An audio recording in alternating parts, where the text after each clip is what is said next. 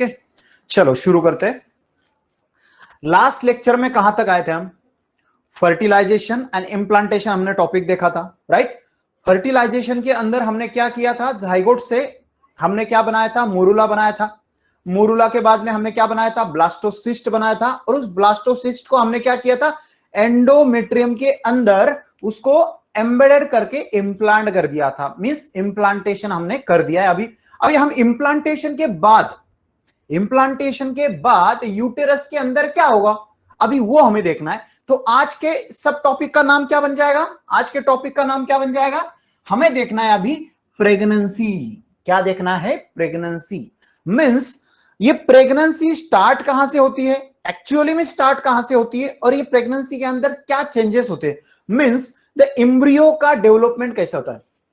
देखो बच्चों, एक दो तीन चीजें आपको क्लियर होना चाहिए माइंड में कि एम्ब्रियो कब बोला जाता है, फिटस कब बोला जाता है। अभी देखो, यूटेरस के अंदर मदर के यूटेरस के अंदर क्या होता है, वो जो बेबी का डेवलपमेंट होता है, उस बेबी को हम एम्ब्रियो कब बोलेंगे, उस बेबी को हम फिटस कब बोलेंगे।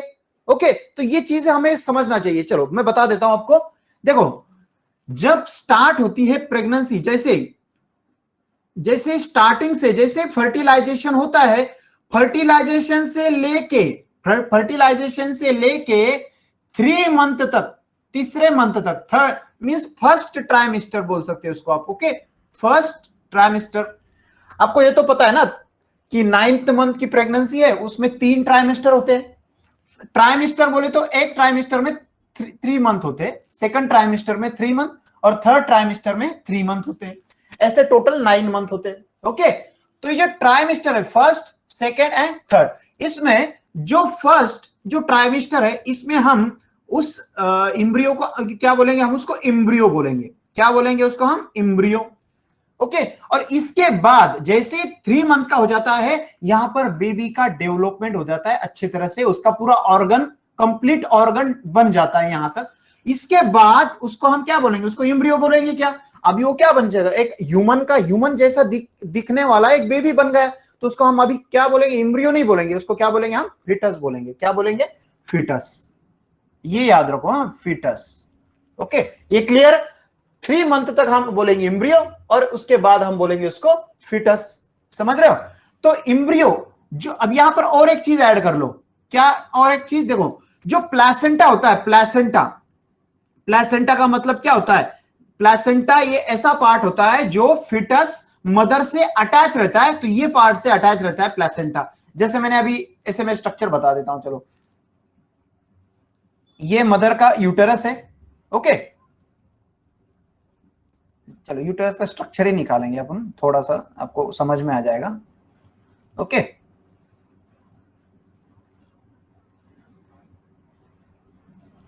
ओके, ये यूटेरस है। यूटेरस का ये एंडोमेट्रियम लाइनिंग है, राइट। ये अंदर मायोमेट्रियम है, फिर पेरीमेट्रियम। ओके, ये जो प्लेसेंटा पार्ट होता है ना, कहां भी हो सकता है, यहां भी बन सकता है प्लेसेंटा, इस वॉल पे भी बन सकता है, अपर पे भी बन सकता है, लेकिन मोस्टली कहां बनता है? ये मोस्टली अपर पे बनता है। ओके, तो यहां पर मैं दिखाता हूं, ये प्लेसेंटा है। ओके, एक्चुअली स्टार्ट कैसे होता है मैं बताऊंगा आपको, अभी मैं बस आपको जनरल प्लेसेंटा बता रहा हूं। ओके, लेकिन स्टार्टिंग ऐसे इधर से ही होती है, अंदर एंडोमेट्रियम से ही वो डेवलप होता है, फिर बाहर आता है। अभी बस प्लेसेंटा सुन लो, ये प्लेसेंटा होता है। ओके, अब ये प्लेसेंटा से अम्बिलिकल कॉर्ड निकलती है, और यहां पर ये क्या रहता है? अपना फिटस और एम्ब्रियो रहता है इसको अटैच में। ओके, और ये यूट्रस के अंदर डेवलप होता है। तो ये जो प्लेसेंटा है ना, ये प्लेसेंटा वेल डेवलप कब होता है? 3 मंथ तक। जब वो 3 मंथ का हो जाएगा बेबी, तब ये प्लेसेंटा वेल डेवलप हो जाएगा। क्या हो जाएगा? Well develop. इससे पहले वो मैच्योर प्लेसेंटा पूरी तरह से डेवलप हुआ है क्या? नहीं हुआ है। अब ये कब डेवलप होगा अच्छी तरह से? 3 मंथ के बाद डेवलप होगा। बस ये एक चीज आपको बतानी थी। ओके, दो चीजें हमने पढ़ी। एक, 3 मंथ तक हम उसको क्या बोलेंगे? फिटस को एम्ब्रियो बोलेंगे, लेकिन 3 मंथ के बाद हम उसको फिटस बोलेंगे। ओके, और एक चीज, 3 मंथ तक आपका प्लेसेंटा पूरी तरह से डेवलप नहीं होता है। ओके, वो अच्छी तरह से डेवलप कब होता है? 3 मंथ के बाद। 3 मंथ पे अच्छी तरह से डेवलप होता है, उसके बाद वो प्लेसेंटा से हार्मोन, वो बहुत मैं अब वो बताऊंगा आपको, हार्मोन वो सब रिलीज होते हैं उससे। ओके, तो ये चीज मैं बताना वाला था आपको, ये होगा क्लियर। चलो अभी शुरू करते हैं हम एक्चुअल टॉपिक। एक्चुअल टॉपिक क्या है? प्रेगनेंसी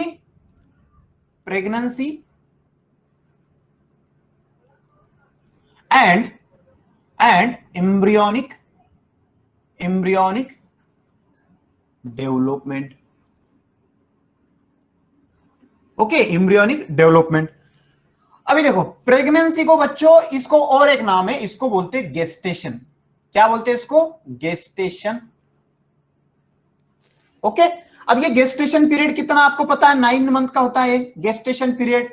इसको बोलते हैं हम गेस्टेशन पीरियड। गेस्टेशन का मतलब होता है प्रेगनेंसी, ये याद रखो। Gestation means pregnancy, simple. Okay, तो गेस्टेशन पीरियड कितने का होता है? गेस्टेशन पीरियड ये होता है 9 मंथ का, ये आपको पता है। ओके, तो गेस्टेशन पीरियड ठीक है, लेकिन ये पीरियड कहां से मेजर करते हैं हम? आपको, चलो आपको मैं सवाल पूछता हूं, आपको पता होगा तो बता दो। गेस्टेशन पीरियड हम कहां से मेजर करते हैं? ठीक है, जब बेबी पूरी तरह से डेवलप हो जाता है, जब डिलीवरी का समय आता है, वो लास्ट पॉइंट है। लेकिन स्टार्टिंग पॉइंट कहां से होता है?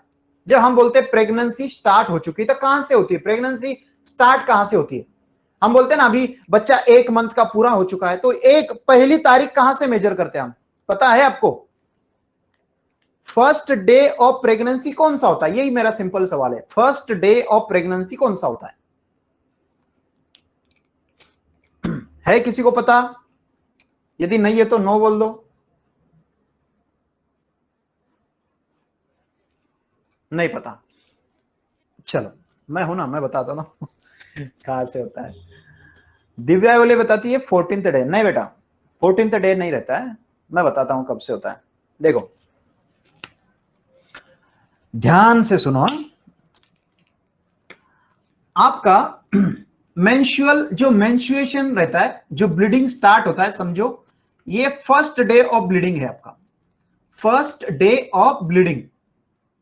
ओके, जब ब्लीडिंग स्टार्ट होता है उसको फर्स्ट डे मेजर करो। ओके, जब ब्लीडिंग स्टार्ट होता है ये कहां तक चलता है? 5 दिन तक चलता है, राइट। 5 डे तक आपका ब्लीडिंग ये चालू रहेगा, इसको बोलते हैं हम मेंस्ट्रुएशन।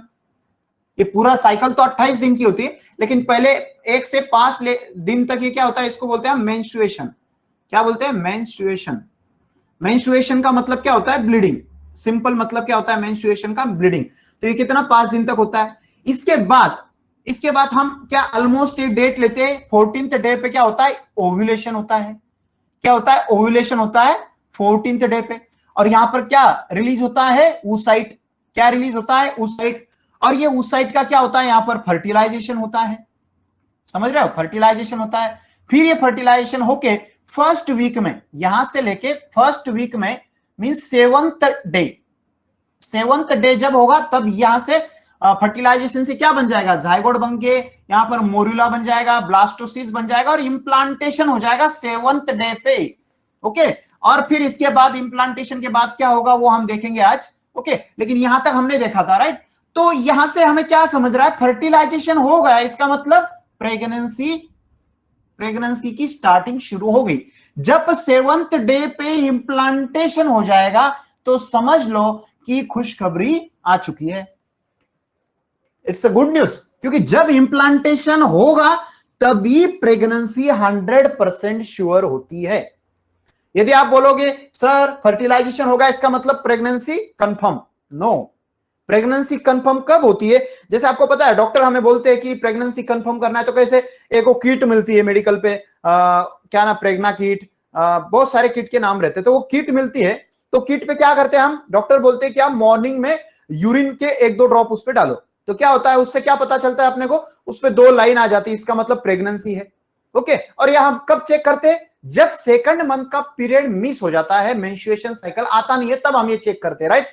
तो इसका मतलब ये जो है फर्स्ट डे से ये 7th डे, 14th, और ये 14 और 7 21 डे, ये पूरा 28 दिन पूरा चला जाएगा। उसके बाद जो 2nd मंथ में आप वो टेस्ट करोगे, इसका मतलब प्रेगनेंसी आप कंफर्म हो चुकी कि इंप्लांटेशन के बाद आप टेस्ट कर रहे हो ना। ओके, लेकिन आपको कंफर्म करना है उससे पहले। आपको देखो ये फर्स्ट मंथ की ये मेंस्ट्रुएशन साइकिल है आपका। ओके, पूरा ये 28 दिन को आपको 2nd मेंस्ट्रुएशन साइकिल की ब्लीडिंग स्टार्ट हो जाएगी। आपको इससे पहले ही कंफर्म करना है कि प्रेगनेंसी है या नहीं। तो आप 21वें दिन पे, 22वें दिन पे आप यूरिन टेस्ट करोगे, तो वहां पर प्रेगनेंसी मिल सकती है, यदि ये फर्टिलाइजेशन इंप्लांटेशन हुआ होगा तो। यदि इम्प्लांटेशन हुआ होगा तो आपको 22 दिन पे ही वो प्रेगनेंसी बता देगा। इसका वेट करने की जरूरत नहीं कि आपका नेक्स्ट पीरियड मिस होगा उसके बाद ही आप प्रेगनेंसी टेस्ट करो, उसके पहले भी आप जान सकते हो, उसके पहले भी आपको पता चल जाएगा ये। ओके, ये एक चीज रहता है। अब वो कैसे होता है, उसकी वजह क्या होता है, वो कीट के अंदर क्या होता है, वो भी मैं बताने वाला हूं। ओके, बस क्या बताना था मुझे, जो स्टार्टिंग रहती है ना, अभी देखो यहां पर फर्टिलाइजेशन होगी तो यहां पर इंप्लांटेशन हुआ, इसका मतलब प्रेगनेंसी कंफर्म।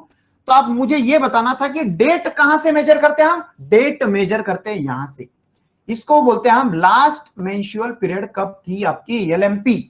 ये लास्ट मेंस्ट्रुअल जो पीरियड रहती है ना, उसकी जो फर्स्ट डे होता है, ब्लीडिंग का फर्स्ट डे, वहां से मेजर होता है अपनी प्रेगनेंसी का फर्स्ट डे। ओके, समझ रहे हो, फर्स्ट डे कहां से मेजर होता है, लास्ट मेंस्ट्रुअल साइकिल की, लास्ट मेंस्ट्रुअल साइकिल। इसका मतलब जैसे अब हम मेजर कर रहे हैं प्रेगनेंसी कि इस महीने मेंस्ट्रुअल साइकिल मिस हो चुकी है, तो आपको पता रहेगा कि पिछले जो मेंस्ट्रुअल साइकिल का जो फर्स्ट डे है वो आपका प्रेगनेंसी का फर्स्ट डे रहेगा।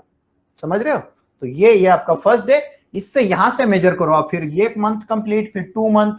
समझ रहे हो। तो एक चीज समझ में आया कि नहीं आया, समझ में आ रहा है,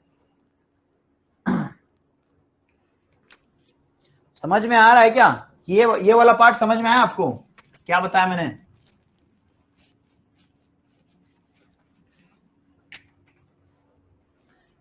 यस, ओके, चलो अभी शुरू करेंगे अपना एक्चुअल पार्ट। यूटेरस के अंदर हमने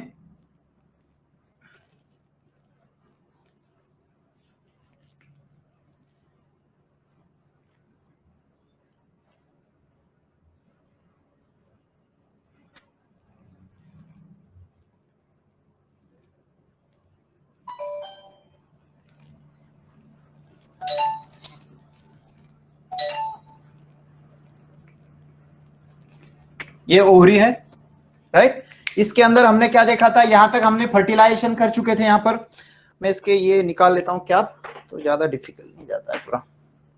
चलो यहां पर क्या फर्टिलाइजेशन हो चुका है, अभी यहां से ओव्यूलेशन हुआ था 14th डे पे, फिर इनफंडिबुलम से फॉलोपियन ट्यूब से होके यहां पर एम्पुला में आ चुका था, राइट। यहां पर क्या सेकेंडरी oocyte आया था, फिर इधर से आया स्पर्म, स्पर्म से यहां पर फर्टिलाइजेशन हुआ, फर्टिलाइजेशन होने के बाद यहां पर क्या बना, जाइगोट बना, राइट। जाइगोट से क्या बना था, मोर्यूला बना। ये कौन से डे पे बना था, 4th डे पे, चौथे दिन पे मोर्यूला बन गया। मोर्यूला, मोर्यूला के बाद ये अंदर आता है, कब आता है, 5th डे पे जैसे अंदर आता है। ओके, तो इसमें सेल जो होते हैं, सेल के अंदर कुछ क्या होते हैं, चेंजेस होते हैं। वो चेंजेस क्या रहते हैं बच्चों, वो चेंजेस होते हैं एंडोमेट्रियम के, एंडोमेट्रियम के अंदर से क्या रिलीज होता है, ग्लाइकोजन रिलीज होता है। और ये ग्लाइकोजन जो रहता है ये किसके अंदर जाता है, ये मोर्यूला के अंदर जाता है, इसको हम ब्लास्टुला बोलते हैं। जब वो अंदर जाएगा तब ब्लास्टुला, देखो इसके अंदर ग्लाइकोजन जाता है तो इसका स्ट्रक्चर हो जाता है चेंज। वो स्ट्रक्चर कैसे होता है चेंजेस, देखो यहां पर ये जो सेल रहती है उसकी, ये पेरिफेरली में शिफ्ट हो जाती है, साइड में ऐसे शिफ्ट हो जाती है, राइट। और ये ऐसे शिफ्ट हो जाती है और सेंटर में ऐसे कुछ सेल अरेंज हो जाते हैं। ओके, तो ये जो स्ट्रक्चर था और अंदर ये ग्लाइकोजन, ये स्ट्रक्चर को क्या नाम दिया था हमने, ब्लास्टोसिस्ट। इसको क्या नाम दिया था, ब्लास्टोसिस्ट, राइट। अब ये ब्लास्टोसिस्ट 7th डे पे ये क्या हो जाता है, एंडोमेट्रियम के अंदर इम्प्लांट हो जाता है, किसके अंदर, एंडोमेट्रियम के अंदर, राइट। रिपीट सांगा, ठीक आहे मी रिपीट सांगेल नंतर, आता आपण आता मेन टॉपिक कव्हर करून घेऊ, ओके, नंतर मी तुम्हाला क्लिअर करून घेईन। आता बघा एंडोमेट्रियम मध्ये गेला आहे कोण, ब्लास्टोसिस्ट, आता इथं एंटर झालेला आहे। इथपर्यंत आपण कालच्या टॉपिक मध्ये सांगितलं होतं। आता इथं काय कळालं आपल्याला, जेव्हा मराठी सुरू झाली बघा मध्येच जब यहां पर क्या, यहां तक क्या समझे अपन, जब ये ब्लास्टोसिस एंडोमेट्रियम के अंदर क्या होता है, इम्प्लांट हो जाता है, इसको हम बोलते हैं इम्प्लांटेशन, जो होता है 7th day after fertilisation. Fertilisation के बाद 7वें दिन पे ये इम्प्लांटेशन हो जाता है, किसका, ब्लास्टोसिस्ट का, और किसके अंदर होता है, एंडोमेट्रियम के अंदर। फिर ये यहां भी हो सकता है, यहां भी हो सकता है, यहां भी हो सकता है, लेकिन हम ये डायग्राम में यहीं पर दिखा रहे हैं चैप्टर के स्टार्टिंग से, तो मैं यही दिखाऊंगा आपको। ओके, तो यहीं पर क्या, यहां पर इंप्लांट हो रहा है, इसका मतलब यहीं पर प्लेसेंटा बनेगा, ये याद रखो, यहीं पर प्लेसेंटा बनने वाला है। अब बच्चों इसके अंदर यहां से हम मेजर करते कि प्रेगनेंसी का एक्चुअल स्टार्टिंग होता है ना, यहां से होता है। अब बोलते हैं सर प्रेगनेंसी का स्टार्टिंग, अभी आप बताया कि प्रेगनेंसी का स्टार्टिंग तो फर्स्ट मेंस्ट्रुअल साइकिल से होता है, ब्लीडिंग का फर्स्ट डे, लेकिन वो वाली मैं प्रेगनेंसी का स्टार्टिंग नहीं बोल रहा हूं। एम्ब्रियो का जो एक्चुअल डेवलपमेंट होता है ना, वो मैं बात कर रहा हूं आपको, एम्ब्रियो का डेवलपमेंट। तो ये कहां से स्टार्ट होता है, यहां से स्टार्ट होता है। अब देखो बच्चों, यहां पर मैं आपको डायग्राम निकाल के बताऊंगा, ये जो स्ट्रक्चर कैसे था पहले, ये जो स्ट्रक्चर था ये कैसे था, साइड में क्या थी, ऐसी सेल थी जिसको हमने क्या नाम दिया था, ट्रोपोब्लास्ट। क्या नाम दिया था इसको, ट्रोपोब्लास्ट नाम दिया था। और अंदर की जो सेल थी इसको हमने क्या नाम दिया था, एम्ब्रियोब्लास्ट, राइट, एम्ब्रियोब्लास्ट। और उसको और एक नाम था इनर सेल ऑफ मास, यहां पर लिख ही देता हूं चलो, ट्रोपोब्लास्ट, ट्रोपोब्लास्ट। और अंदर का ये cell inner cell of mass, inner cell of mass. और इसको और एक नाम है एम्ब्रियोब्लास्ट। समझ आ रहा है। और इसके अंदर जो कैविटी रहती है ये वाली, इसके अंदर ग्लाइकोजन भरा हुआ है, इसको क्या नाम है, इसको बोलते हैं हम ब्लास्टोसील। सील का मतलब होता है कैविटी, ओके। और ये पूरे स्ट्रक्चर को क्या बोलते हैं हम, पूरे स्ट्रक्चर को बोलते हैं ब्लास्टोसिस्ट। क्या बोलते हैं, ब्लास्टोसिस्ट। अब ये ब्लास्टोसिस्ट के अंदर क्या चेंजेस होने वाले हैं आफ्टर इंप्लांटेशन, वो आज हम देखेंगे, ओके। चलो अभी चेंजेस क्या होंगे देखो। अब ये चेंजेस कब होंगे, यहां तक सेवंथ डे पे आया, इसका मतलब एक वीक कंप्लीट हो गया। अभी सेकंड वीक में क्या होगा, तो मैं देखो यहां पर लिखता हूं, सेकंड वीक के अंदर क्या चेंजेस होंगे वो हमें आज देखना है। फर्स्ट वीक में क्या हुआ, फर्स्ट वीक में जाइगोट बना, जाइगोट से मोर्यूला बना, मोर्यूला से ब्लास्टोसिस्ट बना, फिर इंप्लांटेशन हुआ। ये फर्स्ट वीक में हुआ, ये फर्टिलाइजेशन के बाद सेवंथ डे, ओके। अब सेवंथ डे के बाद जैसे 8 डे शुरू होता है आफ्टर फर्टिलाइजेशन में, ये 8वां दिन जब शुरू होता है तो उसको क्या बोलेंगे हम, सेकंड वीक, फर्टिलाइजेशन के बाद वाला सेकंड वीक। अब ये सेकंड वीक के अंदर इसके अंदर क्या चेंजेस होते हैं वो अभी देखेंगे। चलो अभी देखो क्या चेंजेस होते हैं। ये जो ट्रोपोप्लास्ट लेयर है ना, ये ट्रोपोप्लास्ट लेयर 2 लेयर में डिवाइड हो जाती है। ट्रोपोप्लास्ट लेयर, ये जो ट्रोपोप्लास्ट लेयर है ये 2 लेयर में डिवाइड हो जाती है, ओके। और ये अंदर का जो पार्ट है इनर सेल ऑफ मास, ये भी 2 पार्ट में डिवाइड हो जाता है बच्चों। एक ट्रोपोप्लास्ट भी दो पार्ट में डिवाइड हुआ और एम्ब्रियोब्लास्ट भी 2 पार्ट में डिवाइड होगा। अभी कैसे होगा देखो, यहां पर डायग्राम देखो, जो अंदर का इसका जो ट्रोपोब्लास्ट का 2 लेयर रहेगा, उसके अंदर का जो लेयर बनेगा उसको बोलेंगे हम, मैं ऐसे निकाल लेता हूं पहले, ओके। तो ये सेल बने, ये ट्रोपोब्लास्ट का अंदर का लेयर है, ओके।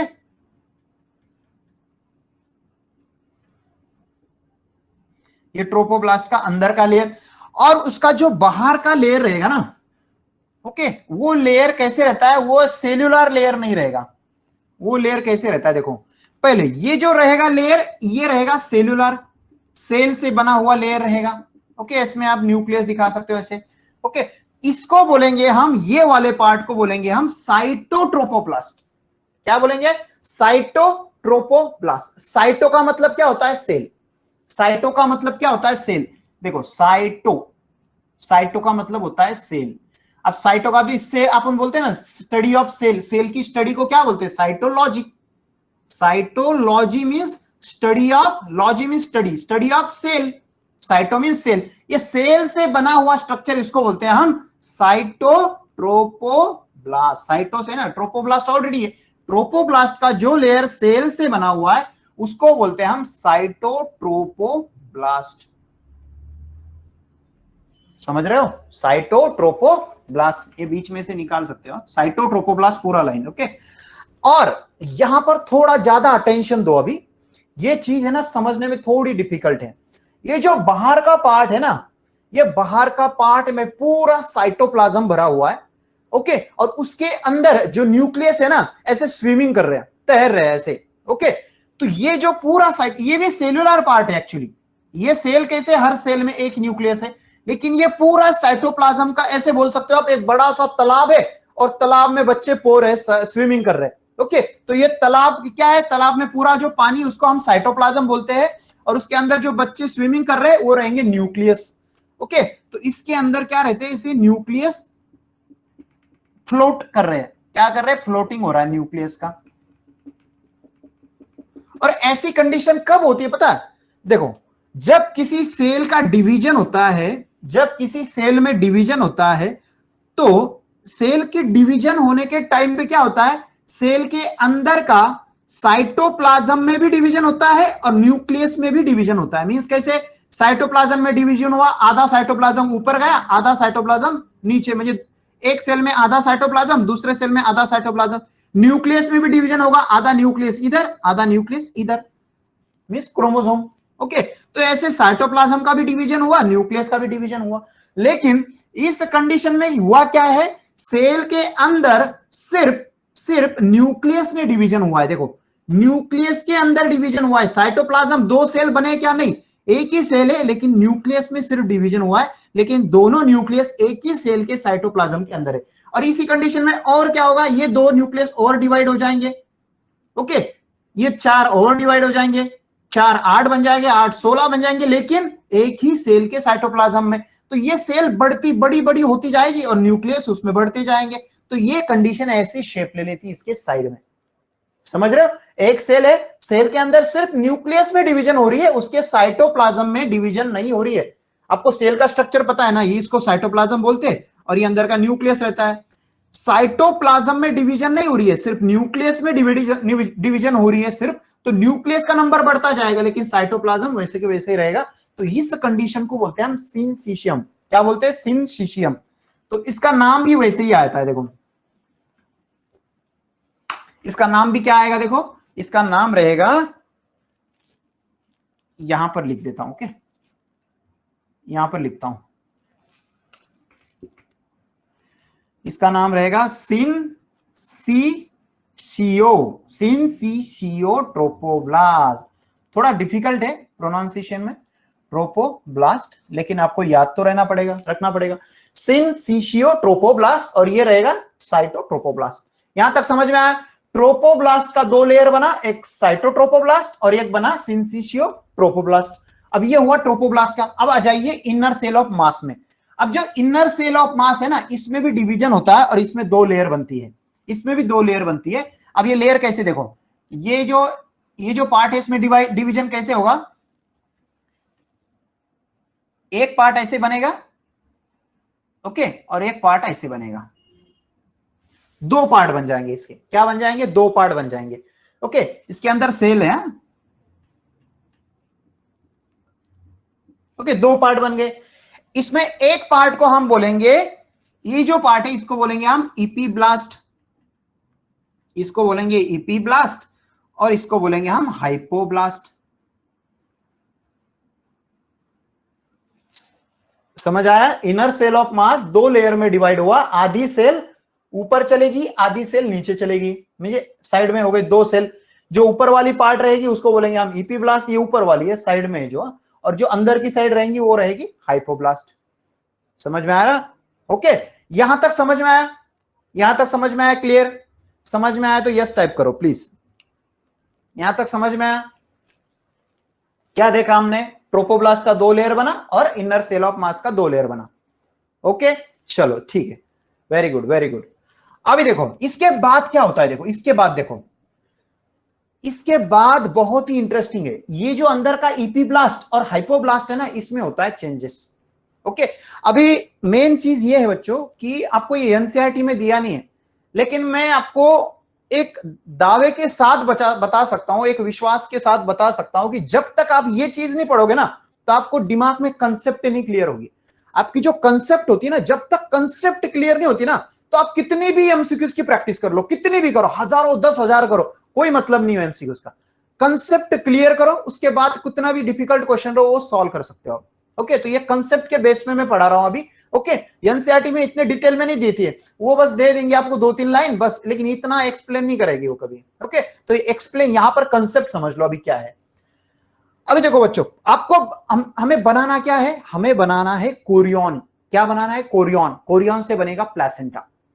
हमें अल्टीमेटली एम क्या है हमारा, हमें प्लेसेंटा बनाना है, लेकिन प्लेसेंटा कहां से बनेगा, ये बनेगा कोरियन से, समझ रहे हो। पहले प्लेसेंटा बनेगा कोरियोनिक विलाय से, कोरियोनिक विलाय बनेगा कोरियन से, और कोरियन बनेगा आपका ये ट्रोपोब्लास्ट, सिंसियोट्रोपोब्लास्ट और एक लेयर मिलके, लेकिन वो लेयर बनती कैसे वो हम पहले देखेंगे। ओके चलो, अब ये इपीब्लास्ट में क्या बदल होता है, क्या चेंजेस होता है, हाइपोब्लास्ट में क्या चेंजेस होता है। देखो जो इपीब्लास्ट है ना, ये इपीब्लास्ट में देखो, ये ऐसे बताता हूं, ये इपीब्लास्ट है, समझ लो ये लेयर है इपीब्लास्ट का, ये लेयर ऐसे ऐसे पकड़ के मैं ऐसे लाया। ओके ये इपीब्लास्ट का लेयर है, और ये इपीब्लास्ट में क्या होता है, ऐसे इपीब्लास्ट फूक जाता है, क्या होता है, फूक जाता है, ऐसे चपाती कैसे फूकती है, ऐसे जैसे तवे पे रखते चपाती ऐसे फूक जाती है, वैसे ये जो सेल है ना ऐसे फूक जाती है, ऐसे सोल हो जाती है। तो सोल होने के बाद देखो, अभी स्वलन होने के बाद ये स्ट्रक्चर कैसे बनेगा, देखो ये स्ट्रक्चर कैसे बनेगा वो अभी देखो, ये स्ट्रक्चर बनेगा आपका ऐसे, ये इपीब्लास्ट का ये लेयर, और ये ऐसे स्वेलन होने के वजह से ये ऐसा लेयर उसका ये हो जाएगा। ओके और इधर ये बना इपीब्लास्ट, अभी हाइपोब्लास्ट में भी स्वेलन आ जाएगा, उसका भी सेल डिफरेंशिएट हो जाएगा, ये रहेगा हाइपोब्लास्ट, और उसकी जो सेल रहेगी हाइपोब्लास्ट की, ये पूरी जो अपनी क्या बोलते हैं इसको ब्लास्टोसील, ये ब्लास्टोसील कैविटी को पूरी कवर कर लेगी, क्या करेगी, ब्लास्टोसील कैविटी को पूरी ऐसी कवर कर लेगी। ओके ये ऐसे सेल में कन्वर्ट हो गए। अभी ये जो स्ट्रक्चर है इसको क्या नाम देंगे, देखो ये वाला स्ट्रक्चर तो ओरिजिनल स्ट्रक्चर है, इपीब्लास्ट और हाइपोब्लास्ट। इपीब्लास्ट थोड़ा सा स्वलन होके ये पार्ट बना दिया, और हाइपोब्लास्ट ने ये पार्ट बना दिया। ओके अब ये पार्ट को क्या बोलेंगे, देखो इसके अंदर होता है एक फ्लूइड, इसके अंदर एक फ्लूइड बन जाता है, उस फ्लूइड को बोलते हैं हम एमनियोटिक फ्लूइड। क्या बोलते हैं उस फ्लूइड के हम, एमनियोटिक फ्लूइड।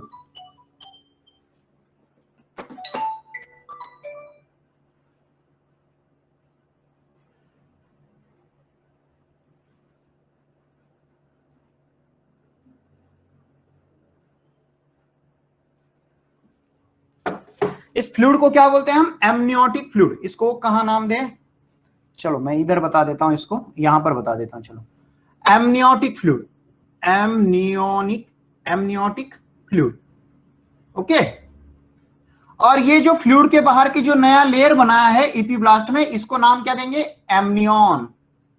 क्या नाम देंगे, एमनियन, और एमनियन के अंदर एमनियोटिक फ्लूइड, और ये ऑलरेडी लिखा है इधर, ये हाइपोब्लास्ट, अभी हाइपोब्लास्ट इधर आ गया ये ऐसा, और इपीब्लास्ट यहां पर आ गया अभी। ओके ये इपीब्लास्ट एमनियन लेयर, यहां पर नया फ्लूइड बन गया, उसके अंदर रहेगा एमनियोटिक फ्लूइड। ओके अभी आ जाओ हाइपोब्लास्ट की तरफ। हाइपोब्लास्ट ने ये बनाया, इसके अंदर लिक्विड नहीं होता बच्चों, इसके अंदर लिक्विड नहीं होता, ये पूरा खाली होता है, इसको बोलते हैं हम योग सैक। क्या बोलते हैं इसको, योग सैक। क्या बोलते हैं, योग सैक। और ये पूरा लेयर ये सेल रहता है हाइपोब्लास्ट का, इसको कुछ और नाम नहीं है, बस ये याद रखो हाइपोब्लास्ट का सेल है पूरा, इसने पूरा कैविटी को कवर कर लिया और एक नई कैविटी अंदर बना ली, इसको कैविटी को नाम देंगे हम योग सैक। ओके अभी और एक चेंज क्या होता है, देखो इसमें ये दोनों में चेंजेस हुआ। अभी चेंजेस होने के बाद ये जो लेयर होती है हाइपोब्लास्ट की, इपीब्लास्ट की बात नहीं कर रहा हूं मैं, हाइपोब्लास्ट की बात कर रहा हूं, ये इधर वाली सेल की, ये हाइपोब्लास्ट की सेल सिर्फ यही डिफरेंशिएट नहीं होती है, ये और डिफरेंशिएट होके ऐसी लेयर बना देती है, पूरा जो खाली जो कैविटी रहता है ना इधर, ये पूरा ऐसा सेल स्प्रेड हो जाता है डिवाइड होके, समझ रहे हो, ऐसे पूरा इधर भी इपीब्लास्ट की तरफ भी इधर भी ऐसा पूरा ये भर देता है, जो भी खाली पार्ट रहेगा ये पूरा भर देगा। और ये भरने का ये कहां से आया, ये आया हाइपोब्लास्ट से, ये सेल कहां से जनरेट हुआ है, हाइपोब्लास्ट से, और ये पूरा जो पार्ट है साइड का ये पूरा ऐसे भर देता है।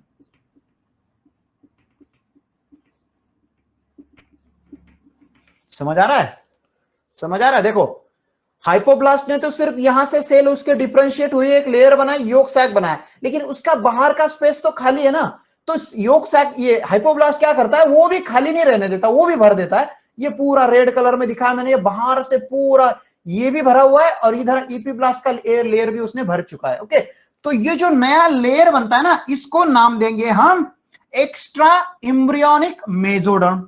इसको क्या नाम देंगे, रेड कलर वाला part extra embryonic mesoderm, extra embryonic mesoderm. समझ में आया? यहां तक समझ में आया? देखो इपीब्लास्ट ने पहले क्या हुआ, इपीब्लास्ट का सेल में क्या हुआ, ऐसे अंदर से पूरा ऐसे फट गया सेल, इसने नया लेयर बनाया, इसको बोलते हैं एमनियन, और उसके अंदर फ्लूइड बना, एमनियोटिक फ्लूइड। हाइपोब्लास्ट का सेल डिफरेंशिएट हुआ, उसने कैविटी बनाया, यॉर्क सैक, लेकिन जो बाहर का स्पेस था, वो बाहर का स्पेस भी किसने छोड़ा नहीं, हाइपोब्लास्ट ने वो भी नहीं छोड़ा। हाइपोब्लास्ट के सेल उधर ही डिफरेंशिएट होके वो खाली स्पेस भर दिया, उसको बोलते हैं हम एक्स्ट्रा एम्ब्रियोनिक मेसोडर्म। ओके, अभी देखो मेन पार्ट है, मेन पार्ट देखो, ये ट्रोपोब्लास्ट लेयर है, सबको पता है ट्रोपोब्लास्ट, राइट? और ये है syncytiotrophoblast, syncytiotrophoblast, trophoblast, right? अब देखो बच्चों, trophoblast, syncytiotrophoblast and extra embryonic mesoderm, ये तीनों को मिला के हम बोलेंगे कोरियन। क्या बोलेंगे? कोरियन, जो बहुत ही ज्यादा इंपॉर्टेंट है। इससे ही बनेगा आपका प्लासेंटा। इससे क्या बनेगा? प्लासेंटा बनने वाला है आगे चल के। समझ में आया? दिमाग में घुसा कुछ तो? घुसा कि नहीं घुसा? गया कि नहीं गया माथे में? खालसा पार्ट दिसत नहीं? अच्छा, एक सेकेंड, अभी दिख रहा है? ओके,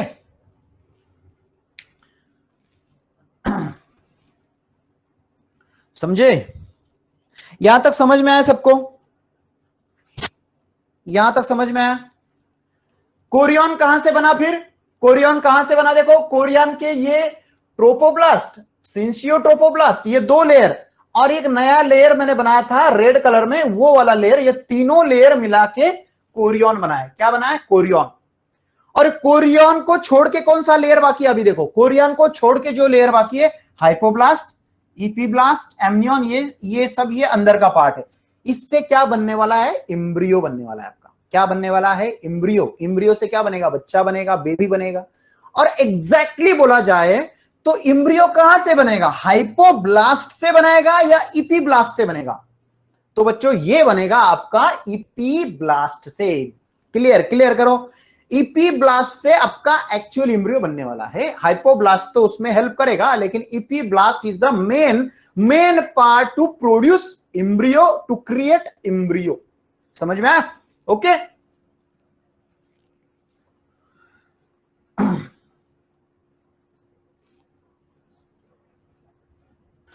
ओके, अभी मुझे बताओ, ये जो कोरियन हमने बनाया है, इससे हम प्लासेंटा भी बनाने वाले हैं बाद में।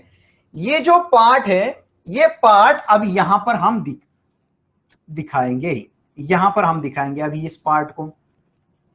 ओके, तो मैं यहां पर ऐसे, और ये कौन से दिन हो रहा है बच्चों? ये कौन से दिन हो रहा है? सेकेंड वीक के फर्स्ट डे में। तो मींस इसका मतलब है 8वें दिन हो रहा है, 8th डे पे हो रहा है, 8वें दिन पे ये हो रहा है पूरा स्ट्रक्चर। समझ रहे हो? सिर्फ एक दिन के अंदर इतना चेंज हो जाता है, सिर्फ एक दिन के अंदर। देखो ना, पहले एक 4 दिन में मोरिला बन गया, 5वें दिन ब्लास्टोसिस्ट, छठे दिन ब्लास्टोसिस्ट, 7वें दिन इम्प्लांटेशन हो गया, 8वें दिन ये स्ट्रक्चर बन गए, yolk sac, amniotic fluid. Okay, और 9वें दिन क्या बनने वाला है? इससे कोरियन, ये तो 8वें दिन कोरियन बन गया। ओके, कोरियन से कोरियनिक विलाय भी बन जाते हैं। ओके, 9वें दिन पे क्या होता है? इंटरडिजिटेशन, मतलब मदर से फिटस का अटैचमेंट, प्लेसेंटा का अटैचमेंट बन जाता है, वो भी हम देखेंगे। ओके, यहां तक समझा होगा तो मत बता दो, यहां तक क्लियर है? यहां तक कोई डाउट आपको? यहां तक डाउट नहीं है कुछ भी? No, okay. अब इस स्ट्रक्चर को हम दिखाएंगे एंडोमेट्रियम के अंदर। यहां पर ये एंडोमेट्रियम है, ये अंदर का पार्ट, ये तो ये मायोमेट्रियम का पार्ट है, इसके अंदर मत जाना। मायोमेट्रियम को क्यों डिस्टर्ब कर रहे हो आप? बेचारा अंदर के अंदर बैठा है। चलो, तो ये पार्ट बना लिया हमने, ये बना एमनियन, ये बना यॉर्क सैक, और ये बाहर का ये एक्स्ट्रा एम्ब्रियोनिक मेसोडर्म, और इसके बाहर ये सिंसियोट्रोपोब्लास्ट। ओके, ये पार्ट को हमने अब यहां डाल दिया। ये कौन से डे पे है? एट्थ डे पे ये बन चुका है अभी। ओके, 8th डे पे ये बन चुका है। यहां तक समझ में आया? अभी मैं ये मिटा दूंगा, अभी मैं इसको मिटा देता हूं कि यूटेरस को नहीं रखता हूं यहां पर, कैसे जगह खाली हो जाएगी अभी।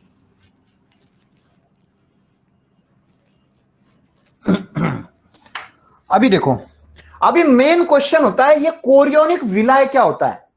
कोरियोनिक विलाय क्या होता है? तो देखो, ये कोरियोनिक विलाय कहां से बनता है? देखो बच्चों, ये ट्रोपोब्लास्ट, सिंसियोट्रोपोब्लास्ट, एक्स्ट्रा एम्ब्रियोनिक मेसोडर्म, यही बनाता है आपका कोरियोनिक विलाय। कैसे बनाता है देखो, यहां पर मैंने रेड कलर में क्या दिखाया? Extra embryonic mesoderm. तो पहले मैं एक्स्ट्रा एम्ब्रियोनिक मेसोडर्म का स्ट्रक्चर निकाल लेता हूं ऐसे। एक्स्ट्रा एम्ब्रियोनिक मेसोडर्म का स्ट्रक्चर निकाल दिया है। एक्स्ट्रा एम्ब्रियोनिक मेसोडर्म है। ओके, इसके बाहर कौन से सेल है? इसके बाद ट्रोपोब्लास्ट। इसके बाहर क्या है? ट्रोपोब्लास्ट सेल है।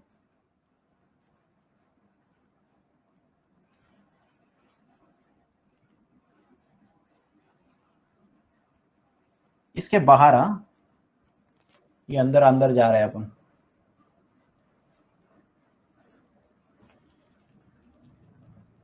ये पूरा ट्रोपोब्लास्ट का सेल है, और ये अंदर क्या है? ये है अंदर आपका extra embryonic mesoderm. Extra embryonic mesoderm है अंदर। ओके, और इसके बाहर क्या है? देखो, एक्स्ट्रा एम्ब्रियोनिक मेसोडर्म, उसके बाहर ट्रोपोब्लास्ट, साइटोट्रोपोब्लास्ट, और उसके बाहर क्या आएगा आपका? सिंसियोट्रोपोब्लास्ट। तो बाहर में हम निकालेंगे ये सिंसियोट्रोपोब्लास्ट। सिंसियोट्रोपोब्लास्ट, समझ आ रहा है? ये सिंसियोट्रोपोब्लास्ट, ये उसके अंदर ये न्यूक्लियस निकाल दिए। ओके, ये पूरा भरा हुआ है। ओके, सिंसियोट्रोपोब्लास्ट। ये इसमें देखो, अब ये जो तीन पार्ट है, सिंसियोट्रोपोब्लास्ट, ट्रोपोब्लास्ट में सिंसियोट्रोपोब्लास्ट, साइटोट्रोपोब्लास्ट एंड एक्स्ट्रा एम्ब्रियोनिक मेसोडर्म, ये तीनों को मिला के क्या बोलते हैं हम? कोरियन। क्या बोलते हैं तीनों को मिला के? कोरियन। आपको सिंपल क्वेश्चन आएगा, Korean contain, Korean is made up of how many layer? 3 layer. Yes, it's made up of 3 layer. Okay, but which of that layer, which of those layer is the cytotrophoblast, sinciotropoblast and extra embryonic mesoderm? ये आपको याद होना चाहिए। ये साइटोट्रोपोब्लास्ट है बच्चों, साइटोट्रोपोब्लास्ट, सिंसियो and extra embryonic mesoderm. अब यहां पर देखो, ये जो कोरियन है, तीनों लेयर को मिला के ये कोरियन बना। ये कोरियन का शेप देखो कैसे बना है। अभी कोरियन का शेप देखो, ऐसे फिंगर लाइक बना चुका है। ऐसे ये तीनों लेयर ने ऐसे फिंगर लाइक प्रोजेक्शन बनाया हुआ है। यहां पर इसको ऐसे दिखा सकते हो आप,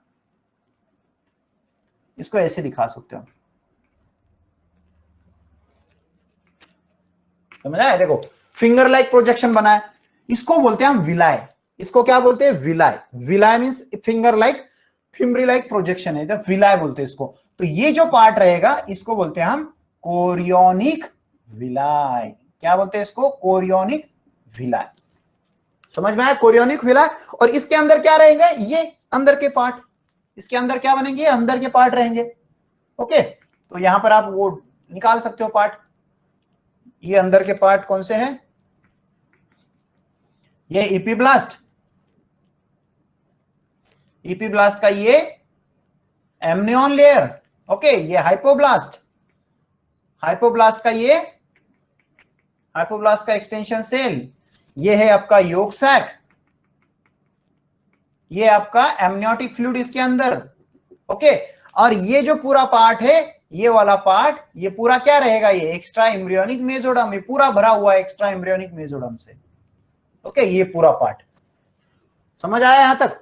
अभी देखो बच्चों, यहां से मेन होता है स्टार्ट। यहां देखो, एक्स्ट्रा एम्ब्रियोनिक मेसोडर्म में कैविटी बनना शुरू हो जाती है। क्या होती है? कैविटी बनना शुरू हो जाती है, स्पेस क्रिएट होने लगता है। किसमें?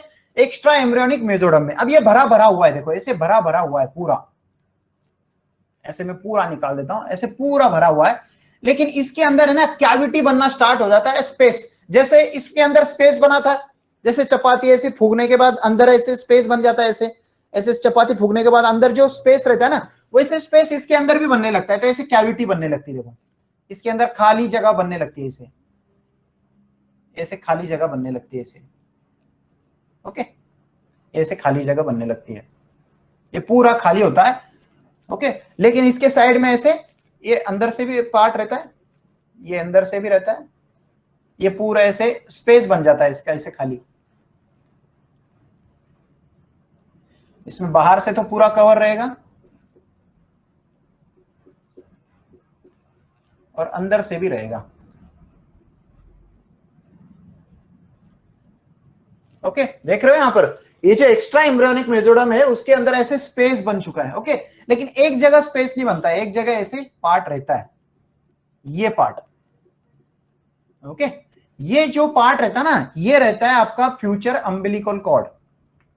ये क्या बनाता है आगे, फ्यूचर, आगे फ्यूचर के अंदर ये बनाता है आपका अम्बिलिकल कॉर्ड। और अम्बिलिकल कॉर्ड क्या होता है, अम्बिलिकल कॉर्ड जब मदर और फिटस के बीच में जो ट्यूब होती है, नली होती है, ट्यूब होती है, ओके, वो ट्यूब को डॉक्टर कट कर देते हैं, डिलीवरी के बाद कट कर देते हैं, ओके। बच्चा सेपरेट हो जाता है, मदर सेपरेट, तो सेपरेट वो कट करते हैं ना, वो नली जो रहती है ट्यूब, उसको कट कर देती है, उसको बोलते हैं हम अम्बिलिकल कॉर्ड। क्या बोलते हैं इसको, अम्बिलिकल कॉर्ड। और ये कहां से बनेगी, ये पार्ट से बनेगी। कहां से बनेगी, ये इपीब्लास्ट, ये एम्ब्रियो बनाने वाला है, ये बच्चा बनेगा अंदर से, ओके। और ये अंदर ये मदर से अटैच हो जाएगा, ये पार्ट, ये प्लेसेंटा बना देगा। कोरियन क्या बनाएगा, ये जो पार्ट है ये प्लेसेंटा बनाएगा, ओके। तो ये मदर के एंडोमेट्रियम में अटैच हो जाएगा ये पार्ट, ओके। और यहां से इसको ऐसे निकाल सकते हो, इसको ऐसे भी निकाल सकते हो, ऐसे ऐसे निकाल सकते हो, ओके। ये जैसे जैसे अंदर से अटैच होते गया और ये एम्ब्रियो डेवलप होते गया, तो इसके बीच में ये ट्यूब बन जाती है, दोनों के बीच में। ये देखो, ये बच्चा बनेगा आगे चल के, मैं सिंपल जैसे मैं ऐसे निकालू, आपको यहां पर समझ रहा है ना, देखो ये आगे चल के एम्ब्रियो का फिटस बनने वाला है, ये अंदर मदर के अंदर प्लेसेंटा बनने वाला है, और दोनों के बीच ये रहेगी अंदर की ये अम्बिलिकल कॉर्ड बनने वाली है, ओके। इसको बोलते हैं हम फ्यूचर अम्बिलिकल कॉर्ड। ये क्या बनेगी आपकी, फ्यूचर अम्बिलिकल कॉर्ड। समझ रहा है ये। अभी देखो बच्चों, इसमें प्लेसेंटा कैसे बनता है, अब ये समझ में आपको, कोरियोनिक विला ये बन चुकी है अभी प्लेसेंटा कैसे बनता है। देखो, जो मम्मी का जो ब्लड रहता है, मदर का जो ब्लड रहता है, इसके अंदर जाता कैसे, इसके अंदर कैसे जाएगा मदर का ब्लड। तो बच्चों ये कैसे जाता है, देखो मदर का यहां पर क्या रहता है, यूटरस का पार्ट है, एंडोमेट्रियम है, और एंडोमेट्रियम के अंदर यहां पर ब्लड वेसल्स होते हैं ऐसे, ओके। तो यहां पर ये ब्लड वेसल दिखाई मैंने, ये ब्लड वेसल के अंदर से, ये ब्लड वेसल के अंदर से ये ब्लड जाएगा आपका सिंसियोट्रोपोब्लास्ट के अंदर। किधर जाएगा, सिंसियोट्रोपोब्लास्ट के अंदर ये ब्लड जाएगा। तो जैसे सिंसियोट्रोपोब्लास्ट के अंदर ब्लड जाता है, तो यहां पर क्या होता है, एक ब्लड का पार्ट तैयार हो जाता है मदर का एक ब्लड सर्कुलेटरी पार्ट यहां पर बन जाता है। किसके अंदर, सिंसियोट्रोपोब्लास्ट के अंदर। ऐसे सिंसियोट्रोपोब्लास्ट के अंदर मदर का पार्ट फ्लो हो रहा है, लेकिन ये बच्चे के पास जा रहा है क्या, फिटस के पास, एम्ब्रियो के पास जा रहा है क्या, नहीं जा रहा है। क्यों नहीं जा रहा है, क्योंकि दोनों के बीच में एक लेयर है सेल का, जिसको बोलते हैं हम साइटोट्रोपोब्लास्ट, जो ब्लैक कलर में दिखा है। ये साइटोट्रोपोब्लास्ट मदर के ब्लड को फिटस के ब्लड से मिक्स नहीं होने देती। अभी आप बोलोगे सर फिटस का ब्लड कहां बना, लेकिन जब ये फिटस बन जाएगा ना, तो इसके अंदर हर्ट बन जाएगा, इसके अंदर हर्ट बनेगा, इसके अंदर वो ब्लड के सेल बनने लगे, इसके अंदर भी ब्लड बनने लगेगा। अब ये ब्लड यहां तक कैसे आएगा, देखो ये देखो, अब यहां से ये ब्लड यहां से आएगा, ये अम्बिलिकल कॉर्ड के थ्रू। ये कहां से आएगा, अम्बिलिकल कॉर्ड के थ्रू। समझ रहे हो ना, अम्बिलिकल कॉर्ड क्या रहता है, अम्बिलिकल कॉर्ड से क्या जाता है, मदर के ब्लड से उसको जो ऑक्सीजन न्यूट्रिएंट चाहिए वो जाता है, और उधर से जो कार्बन डाइऑक्साइड बनेगा, वेस्ट प्रोडक्ट बनेगा, वो बाहर आएगा। अभी बच्चा जो अंदर रहेगा वो टॉयलेट करेगा, वो लैट्रिन करेगा, जो भी गंदा उसके बॉडी से बाहर निकलेगा तो वहां तो नहीं रख सकता ना। तो मदर की बॉडी क्या करती है, जितना गंदा निकलेगा वो खींच लेगी अपनी बॉडी में, और जो अच्छा चाहिए उसको खाने के लिए चाहिए, न्यूट्रिएंट चाहिए, ऑक्सीजन चाहिए, उसको अंदर अम्बिलिकल कॉर्ड के थ्रू देगा, मदर देगी उसको, राइट।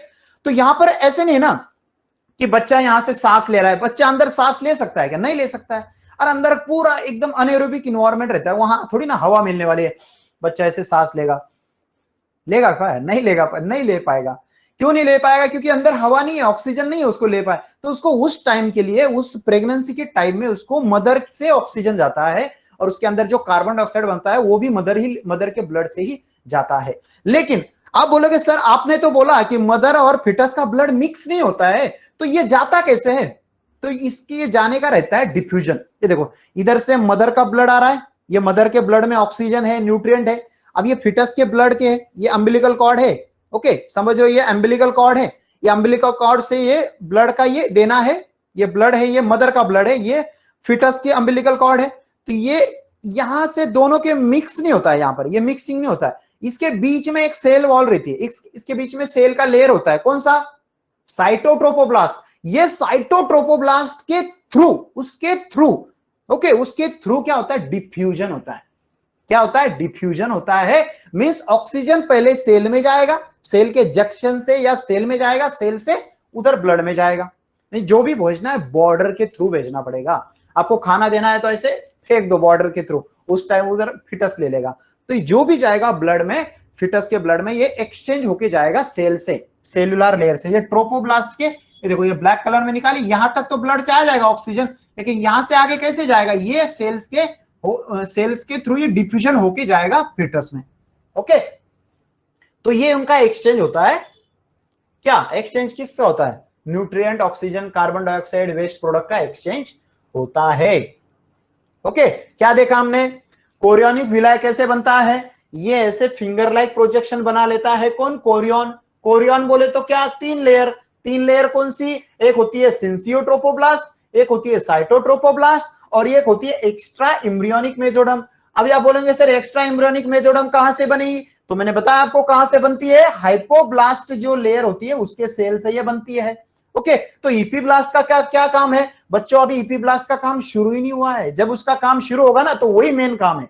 इपीब्लास्ट अभी शांत बैठा है, जब ये पूरा अच्छे से डेवलप हो जाएगा ना तब इपीब्लास्ट अपना काम शुरू करेगा। क्या करेगा? अपना काम शुरू करेगा। अभी कैसे करेगा वो अभी देखेंगे हम। ये यहां तक समझे? कोरियन बना, कोरियन से कोरियोनिक विलाय बना।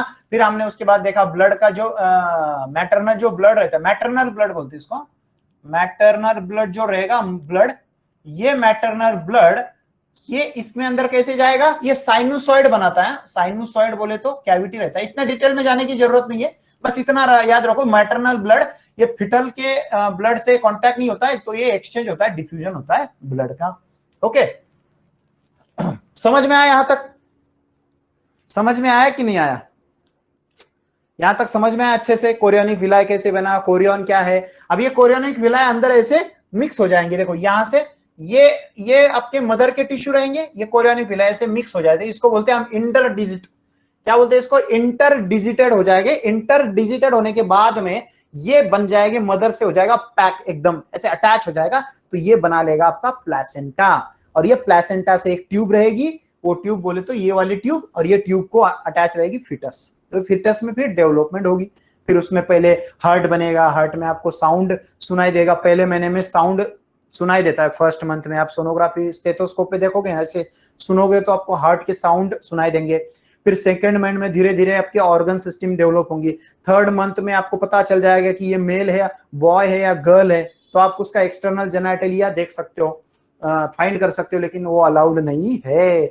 आप सेक्स डिटर्मिनेशन नहीं कर सकते हो, ये जो रहता है ना वो इलीगल है। ओके उसके बाद फोर्थ फिफ्थ मंथ में क्या होता है? हेयर डेवलप होते हैं, हेड के हेयर डेवलप हो जाते हैं। फिर से 6 मंथ में आईलिड बन जाती है, आईलिड सेपरेट हो जाती है, आंखों के ऊपर आईलैशेस बन जाते हैं। ये बहुत सारे स्ट्रक्चर उसमें बनने लगते हैं। ओके ये पार्ट हो गया अपना। फिर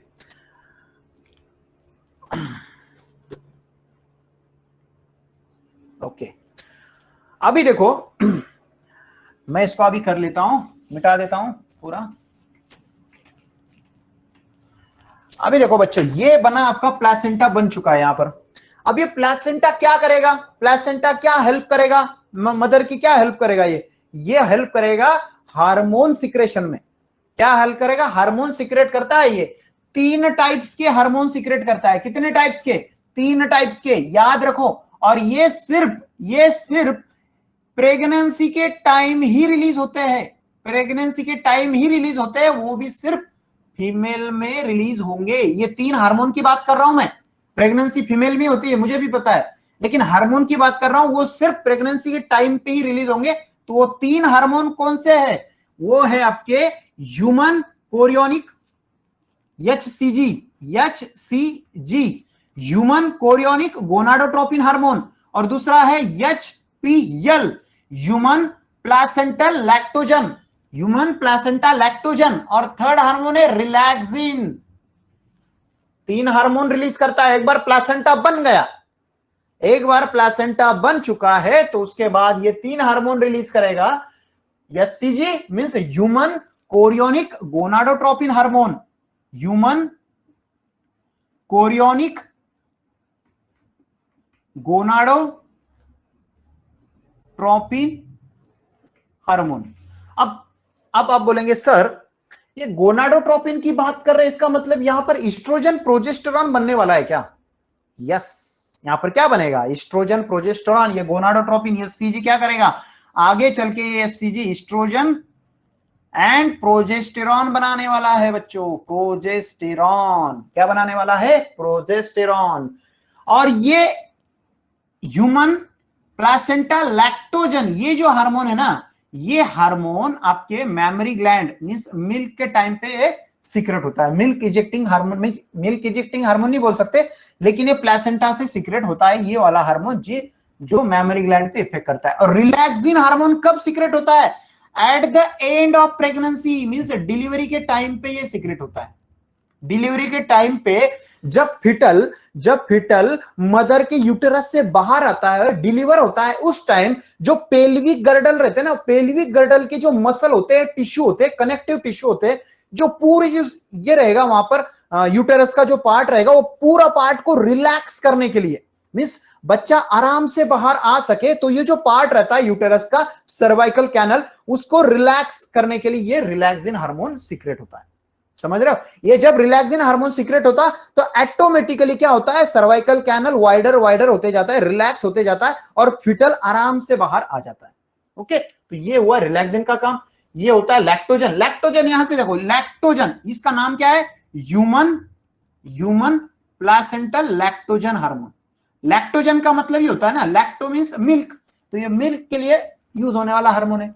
ओके, और यहां पर देखो human chorionic, chorionic means Korean, Korean means placenta, तो ये प्लासेंटा से रिलीज होने वाला हार्मोन है। वैसे तीनों भी हार्मोन उसके है, लेकिन यहां से मेन पार्ट किस पे अफेक्ट करेगा? यहां पर ये कोरियन पे अफेक्ट करेगा ये हार्मोन। ओके, तो ये 3 हार्मोन है। आप बोलेंगे सर कुछ कंसेप्ट है क्लियर नहीं हो पाती है, तो कौन से कंसेप्ट है? जैसे कि प्रेगनेंसी के टाइम पे बॉडी के अंदर कौन से हार्मोन होते हैं, कौन से हार्मोन ज्यादा होते हैं? तो बच्चों 2 हार्मोन हमेशा ज्यादा मिलेंगे आपको। एक प्रोजेस्टेरॉन, जो यूटेरस को ऐसे पकड़ के रखता है, 9 महीने ना ऐसे जकड़ के रखता है, ऐसे टूटने ही नहीं देता, एंडोमेट्रियम लेयर को ऐसे पकड़ के रखता है। कौन? प्रोजेस्टेरॉन। यदि प्रोजेस्टेरॉन ब्लड से कम हो जाए ना, तो तुरंत तुरंत क्या हो जाएगा? क्या बोलते हैं ना अपन उसको, मिसकैरेज हो सकता है, अबॉर्शन हो सकता है, फिटल नीचे आ सकता है, एंडोमेट्रियम लेयर ब्लीडिंग शुरू हो सकती है, यदि प्रोजेस्टेरॉन ब्लड से कम हो जाए तब। लेकिन बॉडी ऐसे होने देती है क्या? नहीं होने देती है। क्यों नहीं होने देती? देखो आपको बताता हूं मैं। आप बोलेंगे सर, आप बोल रहे कि प्लासेंटा ये सीक्रेट करता है ईस्ट्रोजन प्रोजेस्टेरॉन। ठीक है, हमें समझ में आया कि 3 महीने के बाद, सॉरी, ईस्ट्रोजन प्लासेंटा या ईस्ट्रोजन प्रोजेस्टेरॉन प्लासेंटा सीक्रेट करता है, यह समझ में आया। लेकिन हमें यह चीज कंफ्यूज कर रही है सर, आपने ही बोला कि प्लासेंटा 3 मंथ के बाद बनता है, अच्छे से डेवलप होता है। फर्स्ट लेक्चर में मैं स्टार्टिंग में बोला था ना, प्लासेंटा कब डेवलप होता है? 3 मंथ के बाद अच्छे से डेवलप होता है। 3 मंथ के बाद जब प्लासेंटा बनेगे तभी एस्ट्रोजन प्रोजेस्टेरॉन सीक्रेट होगा। तो प्रेगनेंसी पहले 3 महीने कौन संभालता है? 3 महीने के बाद ठीक है प्लासेंटा से प्रोजेस्टेरॉन बन जाएगा, लेकिन उससे पहले प्रोजेस्टेरॉन बनाता कौन था?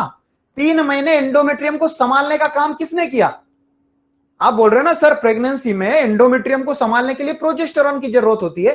3 महीने के बाद प्लासेंटा संभालेगा, लेकिन 3 महीने से पहले कौन संभालेगा इसको? तो बच्चों आप बताओ कौन संभालेगा? हो चुका है हमारा ये, मैंने बताया भी था आपको मेंस्ट्रुअल साइकिल में कौन संभालता है, बता दो। याद होगा तो बता दो, नहीं तो नो टाइप कर दो।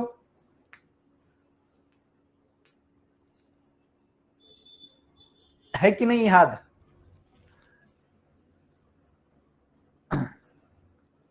जोना पेलुसिडा,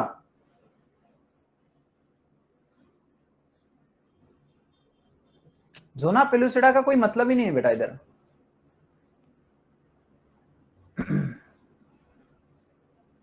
इस्ट्रोजन, नहीं नहीं, इस्ट्रोजन तो इसका बड़ा भाई है, प्रोजेस्टेरॉन का बड़ा भाई है। मैं बोल रहा हूं प्रोजेस्टेरॉन और इस्ट्रोजन को कौन मेंटेन करता है, दोनों को। वैसे सिर्फ प्रोजेस्टेरॉन नहीं चाहिए यूटेरस को, दोनों भी चाहिए रहता है। ओके, चलो मैं बता देता हूं आपको। प्रोजेस्टेरॉन को मेंस्ट्रुअल साइकिल में हमने देखा था कि इस्ट्रोजन बड़ा भाई था। इस्ट्रोजन को पहले फॉलिकल बनाता था, जो फॉलिकल ग्राफी, जो फॉलिकल देखे थे ना मैंने, प्राइमरी, सेकेंडरी, टर्शियरी फॉलिकल, ये फॉलिकल बनाता था इस्ट्रोजन। लेकिन 14 दिन के बाद 14th डे पे जैसे ओव्यूलेशन हो जाता है तो ग्राफियन फॉलिकल का कन्वर्जन कॉर्पस लुटियम में हो जाता है, तो फॉलिकल तो बचता नहीं है, तो फॉलिकल नहीं है तो इस्ट्रोजन कम होने लगता है। अब इस्ट्रोजन टेंशन में आ जाता है कि एंडोमेट्रियम को संभालेगा कौन, तो उसका छोटा भाई काम करता है प्रोजेस्टेरॉन। तो कैसे काम करेगा प्रोजेस्टेरॉन, प्रोजेस्टेरॉन रिलीज करेगा कॉर्पस लुटियम, क्योंकि ग्राफियन फॉलिकल से क्या बना था, ओव्यूलेशन के बाद एक तो निकल गया उस साइड, लेकिन नीचे क्या बना उसका, ग्राफियन फॉलिकल का कन्वर्जन कॉर्पस लुटियम में हुआ, तो ये कॉर्पस लुटियम क्या सीक्रेट करने लगी थी, प्रोजेस्टेरॉन। ओके, अब ये प्रोजेस्टेरॉन जो सीक्रेट होता है ना, ये पूरे लास्ट में 14 दिन रहते, और मैंने बताया था आपको एग्जैक्ट आपको ओव्यूलेशन की डेट निकालनी है, तो डेट स्टार्टिंग से मत निकालो, एंड से निकालो। यदि आपकी साइकिल, मेंस्ट्रुअल साइकिल 27 डे है तो लास्ट के 14 दिन निकाल दो, मींस कॉर्पस लुटियम के 14 दिन रहते, तो कॉर्पस लुटियम प्रोजेस्टेरॉन सीक्रेट करता है। तो यहां पर और एक कंफ्यूजन है कि सर ये कॉर्पस लुटियम आप बोल रहे हो कि 14 दिन रहता है, ठीक है, तो कॉर्पस लुटियम 14 दिन तक तो प्रोजेस्टेरॉन बनाएगा, चलो समझ में आया कि 14 दिन तक प्रोजेस्टेरॉन, पहले स्टार्टिंग फेज में प्रोजेस्टेरॉन नहीं था। ओके, इस्ट्रोजन ने काम संभाला, उसके बाद प्रोजेस्टेरॉन सीक्रेट हुआ कॉर्पस लुटियम से, तो वो 14 दिन संभालेगा। लेकिन 14 दिन के बाद प्रेगनेंसी तो हो गई अभी, तो ये एंडोमेट्रियम को तो संभालना पड़ेगा, प्रेगनेंसी मेंटेन करनी पड़ेगी, तो एंडोमेट्रियम को संभालने का काम कौन करेगा, तो ये कॉर्पस लुटियम ही करता है। ये कौन करता है, कॉर्पस लुटियम मरता नहीं है 3 महीने तक, ये कॉर्पस लुटियम जिंदा रहता है 3 महीने तक। और इसको जिंदा रखने का काम कौन करता है, इसको जिंदा रखने का काम करता है एचसीजी। कौन करता है, एचसीजी। और एक क्वेश्चन है, यदि 3 महीने के बाद यहां पर प्लेसेंटा से एचसीजी निकला है, ठीक है, अब सर आप बोल रहे हो कि सर प्लेसेंटा तो 3 महीने के बाद एचसीजी सीक्रेट करता है, उससे पहले सीक्रेट कौन करता है, फिर उससे पहले सीक्रेट करता था आपका ब्लास्टोसिस्ट, कोरियोनिक सेल। देखो ब्लास्टोसिस्ट से पहले है ना, ये ट्रोपोब्लास्ट जो लेयर है ना, ये ट्रोपोब्लास्ट, ये जो लेयर है ना, ये सीक्रेट करते हैं आपकी एचसीजी।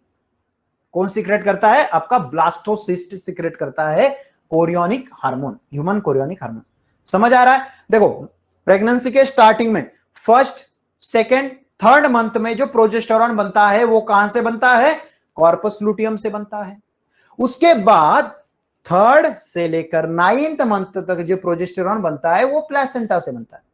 समझ में आ रहा है, पहले 3 मंथ कॉर्पस लुटियम और लास्ट 3 मंथ प्लेसेंटा।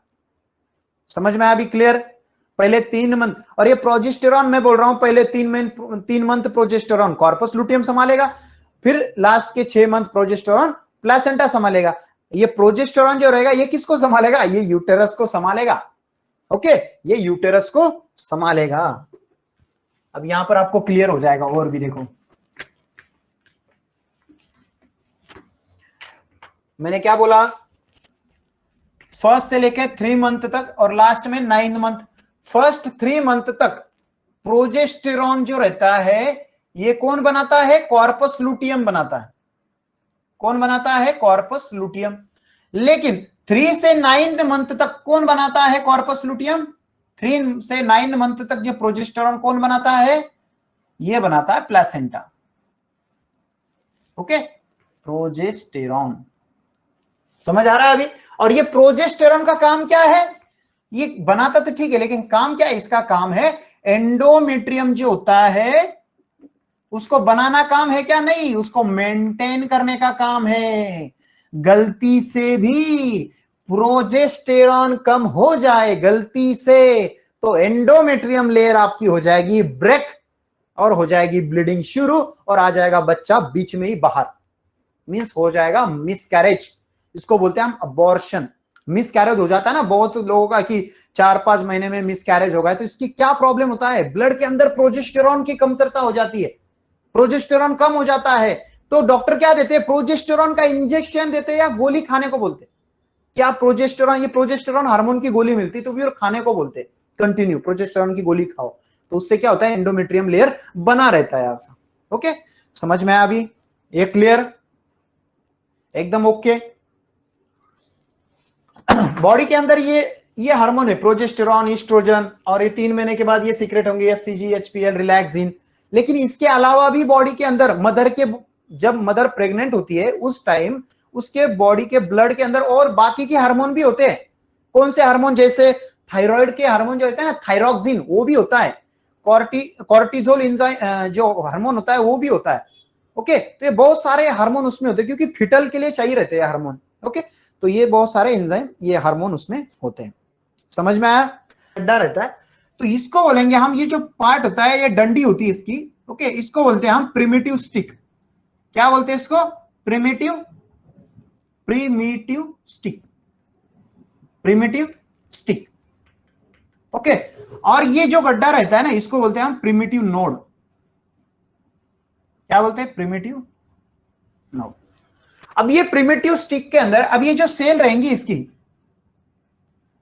ये जो ईपीब्लास्ट की, इसका डायग्राम अलग है, लेकिन आपको समझने के लिए मैं ऐसे बता रहा हूं आपको। ऐसा, ये जो सेल है ईपीब्लास्ट की, जो मैंने यहां पर निकाले थे, ये जो ईपीब्लास्ट की सेल है ना बच्चों, ये ईपीब्लास्ट की सेल किस में जाती है, गड्ढे में जाती है। किस में जाती है, गड्ढे में जाती है, और ये नीचे निकल जाती है, इसके गड्ढे में जाके नीचे निकल जाती है। अभी इसको मैं टेढ़ा करके यहां पर दिखा देता हूं, चलो ऐसे टेढ़ा करता हूं, ऐसे करता हूं इसको। ओके, अब ये ईपीब्लास्ट की यहां पर ये, अरे ऐसे गड्ढा है, यहां पर अंदर गड्ढा है, और इसके साइड में जो सेल है, ये सेल क्या करेंगे, ये गड्ढे के अंदर जाएंगी और ये गड्ढे से ये नीचे जाएगी, यहां से नीचे ये सेल नीचे आ जाएंगे। ओके, इसके अंदर से जा रहे लेकिन नीचे भी आ रहे। ओके, ऐसे नीचे भी आ रहे। ओके, ऊपर से सेल इसके गड्ढे के अंदर से आ रहे, नीचे आ रहे, और बीच में भी सेल कुछ रुके हुए, और बीच में भी सेल है। यहां पर जो बीच वाले सेल में ब्लू कलर में दिखा देता हूं, या बीच वाले भी सेल है। ओके, देखो 3 लेयर बना दी। जो ऊपर वाली है ना, इसको बोलते हैं हम एक्टोडर्म। ये जो सेल अभी पूरा जो अंदर जाने के बाद, देखो जितने सेल जाने थे चले जा चुके। ओके, अभी ये पूरा प्रोसेस होने के बाद जो ऊपर जो सेल बचेंगे उसको हम बोलेंगे एक्टोडर्म। उसको क्या बोलेंगे हम, एक्टोडर्म।